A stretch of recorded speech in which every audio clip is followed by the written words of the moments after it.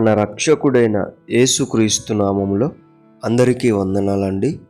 ఈరోజు దేవుని మాటలు తెసలోనీయులకు రాసిన 2వ పత్రిక 3వ అధ్యాయము 13వ వచనం.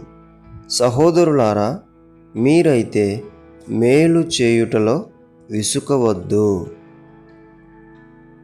చాలామందికి మేలు చేసే అలవాటు ఉంది, అది చాలా మంచిది. అయితే మేలు చేసేటప్పుడు ఇంకో అలవాటు నేర్చుకున్నారు. ఏమని అంటే విసుక్కుంటూ మేలు చేయటం, సనుగుతూ మేలు చేయటం, ఇబ్బందికరంగా మేలు చేయటం.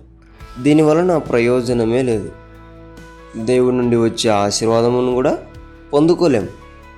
కాబట్టి దేవుడు అంటున్నాడు, మేలు చేయుటలో విసుకవద్దు. ప్రేమతో చేయండి, సంతోషంగా చేయండి. నీ మనసుకు ఎంత మేలు చేయాలనిపిస్తుందో అంత మేలు చేయి.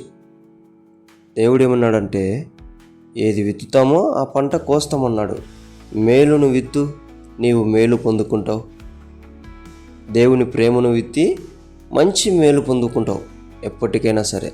కాబట్టి దేవుని బిడ్డలారా, మనమందరం కూడా మేలు చేయుటలో ఆయనను యేసుక్రీస్తును పోలిన వారై నడుచుకొని ఎక్కడ విసుక్కోకుండా మేలు చేయాలని, చేసేవారిగా ఉంటారని నమ్ముతున్నాను. దేవుడి మాటలను మనందరినీ కూడా ఫలింపజేయునుగాక. ప్రార్థించుకుందాం. దేవానికి స్తోత్రాలు.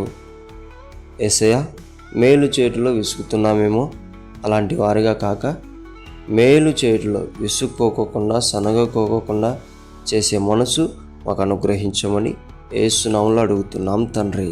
ఆమేన్.